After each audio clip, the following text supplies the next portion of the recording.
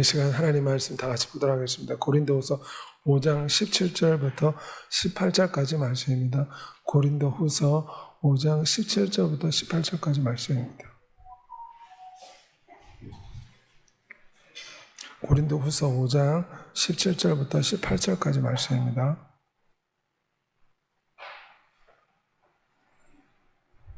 제가 낭독하도록 하겠습니다. 그런즉 누구든지 그리스도 안에 있으면 새로운 피조물이라. 이전 것은 지나갔으니 보라 새 것이 되었도다.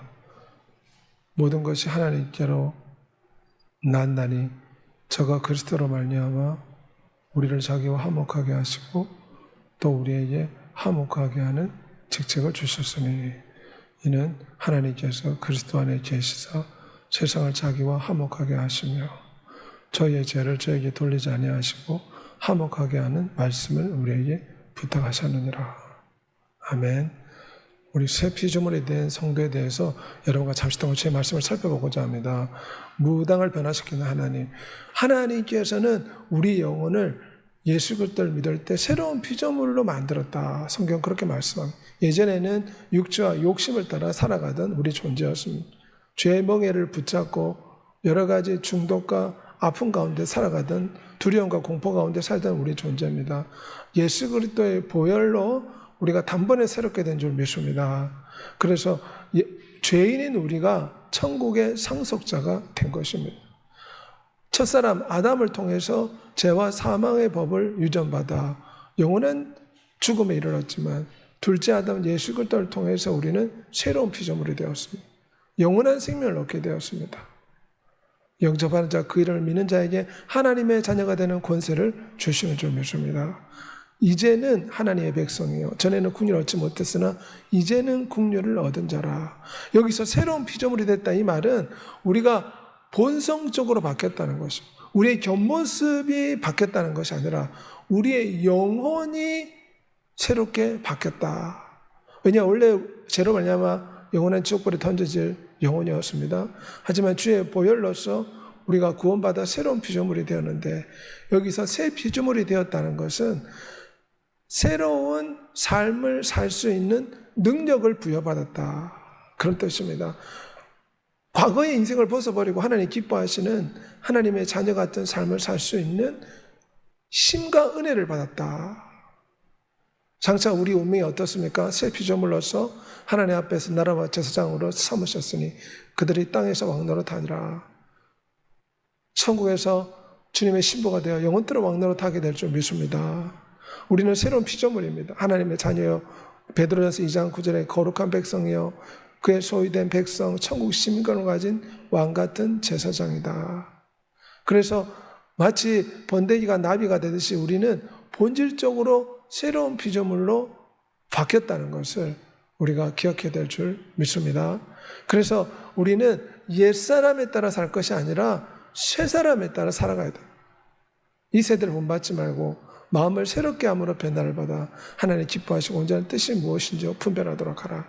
우리의 영혼이 예수 그리스도를 믿으면 새로운 마음이 들어와서 새 피조물, 본성적으로 사람이 바뀌게 됩니다. 하지만 우리의 육체의 소욕은 남아 있습니다.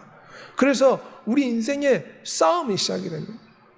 예전에는 감정과 기분에 따라서 행동했지만 우리 안에 성령 하나님이 들어오시고 새로운 본성, 새로운 하나님의 영이 들어오셨기 때문에 우리 안에서 두 마음이 끊임없이 싸우게 되는 것입니다. 그러므로 우리가 새 피조물에 따라서 하나님이 기뻐하는 삶을 살려면 마음을 날마다 새롭게 해야 될 줄 믿습니다. 마음이 새롭게 되려면 어떻게 됩니까? 말씀과 기도를 통해서 우리의 마음을 날마다 새롭게 할 필요가 있습니다. 그럴 때 우리가 새 피조물 같이 새롭게 살 수가 있습니다. 어떻게 하면 우리가 새 피조물 같이 살 수 있습니까? 무엇보다 그리스도 안에서 새로운 피조물이다. 이 말은 예수 그리스도와 하나 되고 연합해야지만이 우리가 새로운 삶을 살게 된다. 그런 뜻입니다. 나는 포도나무에 너희는 가지라. 그가 내 안에 내가 그 안에 거하면 사람이 열매를 많이 맺나니 너희가 나를 떠나서는 아무것도 할 수 없음이라. 가지가 24시간 항상 포도나무에 붙어 있지 않습니까? 마찬가지로 우리가 삶에서 새롭게 되고 변화되고 은총을 받으려면 늘 예수 그리스도와 하나 되는 삶을 살아야 됩니다. 그러기 위해서 주 예수의 이름을 호흡하듯이 불러야 됩니다. 그래서 호흡 기도가 굉장히 중요합니다. 우리가 공부를 할 때나 운전을 할 때나 밥을 먹을 때나 사람을 만날 때나 거리를 지나다닐 때나 어디에 있든지 우리는 주 예수의 이름을 불러야 돼요. 주 예수님 사랑합니다. 주 예수님 의지합니다. 오, 주 예수님 도와주세요. 주의 이름을 부름으로 우리는 가지가 포도나무에 붙어 있듯이 늘 주님께 초점을 맞추고 주님을 영적으로 붙잡을 수가 있습니다. 눈에도 보이지 않는 주님을 어떻게 붙잡을 수 있습니까? 주 예수의 이름을 부름으로 우리는 주님을 붙잡을 수 있습니다. 머리가 몸이 항상 붙어 있듯이 우리는 그렇게 주 예수를 붙잡고 살아야 됩니다. 그래야지 새롭게 될 수 있습니다. 하나님 원하시는 것은 신랑과 신부가 하나 되듯이 우리가 주 예수와 날마다 연합되고 하나 되고 사랑을 나누는 존재가 되길 원하십니다. 우리 주 예수님께서는 늘 우리와 함께 있고 싶어 합니다. 부모가 자식을 낳았으면 그 갓난아기와 부모가 늘 함께 있고 싶어 하지 않습니까? 예수 그리스도께서 우리의 마음에 계십니다. 에베소서 3장 17절 말씀. 그렇기 때문에 우리에게 필요한 것은 예수 그리스도의 십자가의 사랑의 길이와 넓이와 그 높이가 어떠함을 깨달아서 늘 십자가를 바라볼 때 감사하는 마음이 생기고 기뻐하게 되고 마음이 새롭게 갱신이 될 수가 있습니다. 두려움, 염려, 공포 가운데 있을 때 십자가를 바라보시길 바랍니다. 주의 살과 피를 먹을 때 우리 영혼이 새롭게 될 수 있습니다. 쉬지 말고 기도할 때 낙심과 좌절이 희망과 소망으로 바뀌게 될 줄 믿습니다. 예배하고 찬미하고 기도할 때 우리의 생각이 새로워집니다. 말씀의 뿌리를 내려 말씀의 물로 씻어낼 때 우리가 새롭게 됩니다. 우리 몸의 때를 씻어내야 되듯이 우리의 영혼의 묻은 때를 씻어내야 됩니다. 말씀의 물로 씻어내야 됩니다. 말씀을 우리 속에서 풍성히 거할 때 우리는 새롭게 될 수가 있습니다. 그러므로 어찌하든지 말씀을 많이 먹어야 됩니다. 말씀을 많이 듣고 예배를 드리고 늘 말씀을 암송하고 말씀을 주야로 묵상하는 여러분이 되시길 바랍니다. 그럴 때 말씀을 통해서 우리의 생각이 새롭게 됩니다. 우리의 영혼이 새롭게 됩니다. 새롭게 되는 에너지와 힘을 얻게 됩니다. 예배를 통해서 우리는 새롭게 됩니다. 무엇보다 우리가 예수 그리스도를 살아갈 때 우리는 우리의 삶이 새롭게 됩니다. 결혼하게 되면은 남자는 더 이상 총각대의 삶이 아니라 가족을 위해서 헌신하고 가족을 위해서 희생해야 됩니다. 왜냐하면 결혼을 했기 때문에 누구를 위해 살아야 됩니까? 가족을 위해서 목숨을 바치듯 살아야 됩니다. 마찬가지로 우리는 예수 그리스도와 결혼한 존재이기에 예수 그리스도를 살아야 될 줄 믿습니다. 그럴 때 우리의 생각이 새롭게 되고 우리의 마음이 새롭게 됩니다. 가장이 결혼하게 되면 어찌하든지 가족을 꾸리기 위해서 사회에 나가서 부끄러움을 무릅쓰고 수치심을 무릅쓰고 모욕을 무릅쓰고 일하고 노력하고 헌신한 이유가 무엇입니까?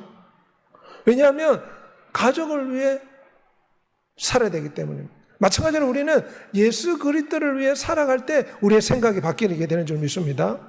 사도 바울이 고백하기를 내가 예수 그리스도와 함께 십자가에 못 박혔나니 마치 야곱이 야복강에서 자기의 고집스러운 모습을 옛사람을 다 벗어버리고 새사람을 입고 사람이 완전히 바뀌어서 탈바꿈한 것처럼 우리도 우리 자신의 옛사람을 우리 자신의 생각을 날마다 십자가에 쳐서 죽이고 새 삶을 살아야 될 줄 믿습니다.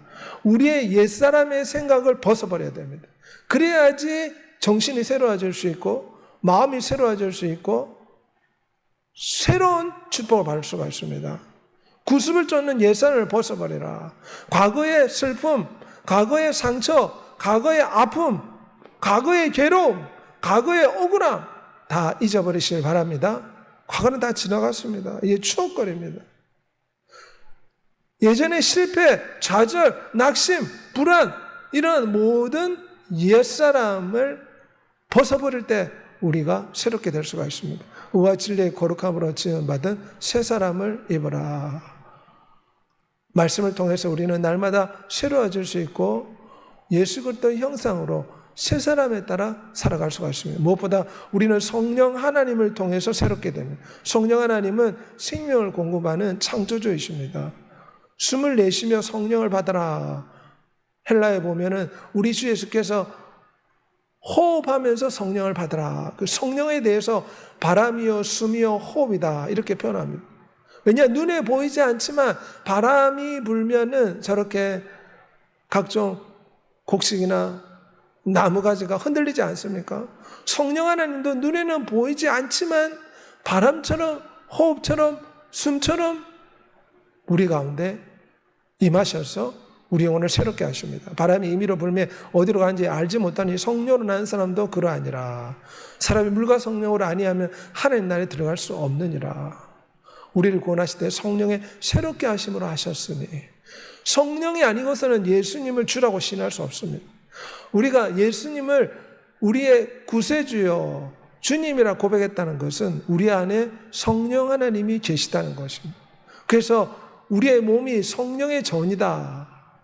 성령 하나님이 거하시는 성전이 되었다. 고린도전서에 그렇게 표현합니다. 성령이 오시면 우리를 새롭게 하십니다. 성령이 오시면 우리의 생각이 새롭게 됩니다. 성령이 오시면 우리의 마음과 감정이 새롭게 되는 줄 믿습니다.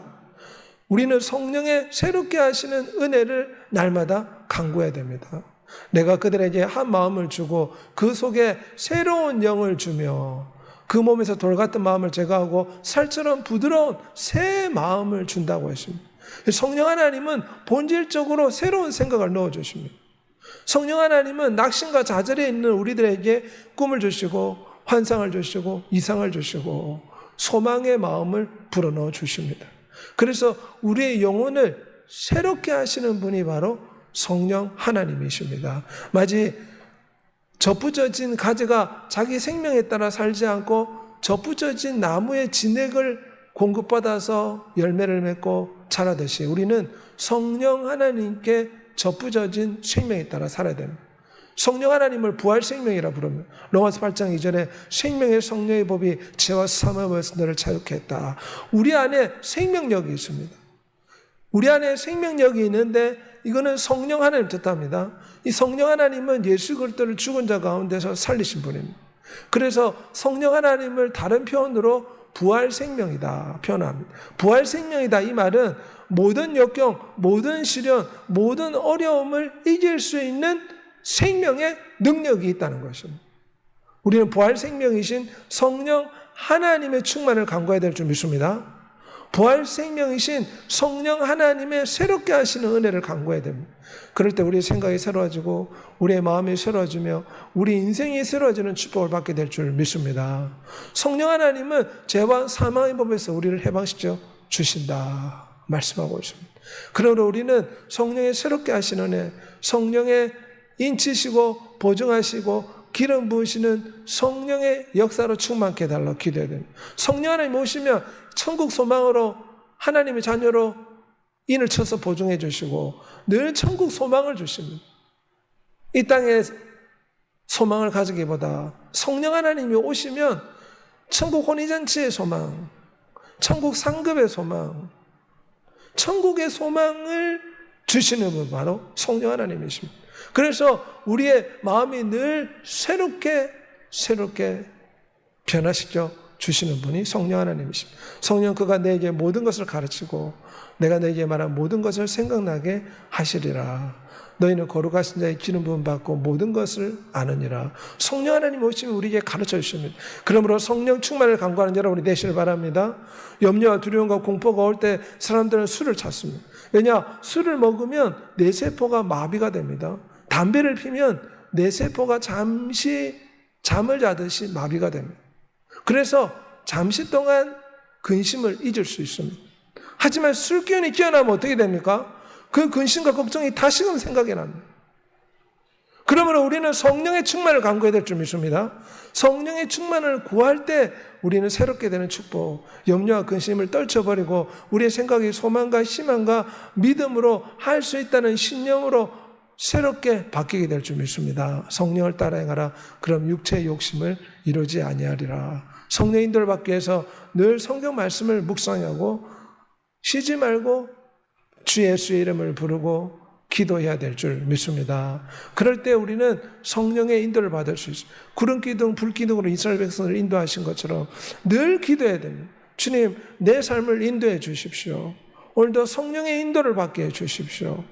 요토가 바람을 타서 앞으로 전진하듯이 오늘도 성령의 바람을 타서 내 인생이 하나님이 원하시는 길로 힘차게 나갈 수 있게 해달라고 성령의 새롭게 하시는 애, 성령의 인도를 받는 여러분이 되시길 바랍니다. 교회에서 봉사하고 헌신하고 전도하고 기도할 때도 억지로 봉사하면 상급이 없습니다. 마음의 고통만 있을 뿐입니다. 성령 하나님을 통해서 하나님이 주시는 힘과 능력을 의지해서 봉사하고 섬기고 헌신하면 마음에 기쁨이 넘쳐날 줄 믿습니다. 봉사할 때도 기도해야 됩니다. 하나님이 공급하시는 힘으로 내가 교회에서 봉사하게 해 주십시오. 내가 반주하고 기도하고 예배하고 설거지하고 전도할 때에 성령 하나님의 기쁨을 주시고 하나님이 공급하시는 그 힘으로 내가 봉사하고 헌신할 수 있게 해달라고 기도할 때 우리가 봉사하면서도 영혼이 새로워질 수가 있습니다. 교회 나와서 헌신할 때도 새로워질 수가 있습니다. 소망의 하나님이 모든 기쁨과 평강을 믿음 안에서 너에게 충만하게 하사 성령의 능력으로 소망이 넘치게 하시기를 원하노라. 성령 하나님 오실 때 보통 소망과 희망을 주심으로 우리의 마음을 새롭게 하십니다. 사람이 희망이 있으면 생각이 바뀌지 않습니까? 막 자살하려고 하는 사람들도 마음에 한 가닥 소망의 빛이 비치면 자살을 멈춥니다. 이처럼 성령 하나님은 우리에게 희망과 소망을 불어넣어서 새로운 마음, 새로운 영을 우리 속에 넣어주십니다. 그러므로 날마다 성령을 통해 새로워지는 여러분이 되시길 바랍니다. 이 시간 다 같이 한번 기도하도록 하겠습니다. 우리는 예수 그리스도 안에서 보혈의 피로 본질적으로 새 피조물이 되었습니다. 하지만 여전히 우리 속에는 인간의 육체를 가지고 있기 때문에 아담으로부터 물려받은 죄의 연약한 본성이 남아 있습니다. 그래서 우리가 천국 가기 전까지 우리 안에 들어오신 이 거룩한 본성, 성령 하나님의 소욕과 아담으로부터 물려받은 육체의 소욕이 서로 싸우게 되어 있습니다. 성령의 소욕과 육체의 소욕이 끊임없이 우리 마음속에서 싸웁니다. 우리는 성령의 소욕을 쫓아 살아가야 될 줄 믿습니다. 새 피조물에 따라 살아야 됩니다. 주 예수님과 늘 연합하고 주 예수의 이름을 늘 부르고 예배하고 기도하고 참여하고 말씀을 통해서 우리는 주 예수님과 하나됨으로 새 피조물답게 새롭게 살 수 있습니다. 성령 충만함 받아 새로운 삶을 살게 해달라고 주의 치고 통성으로 기도하겠습니다. 주여 전능하신 아버지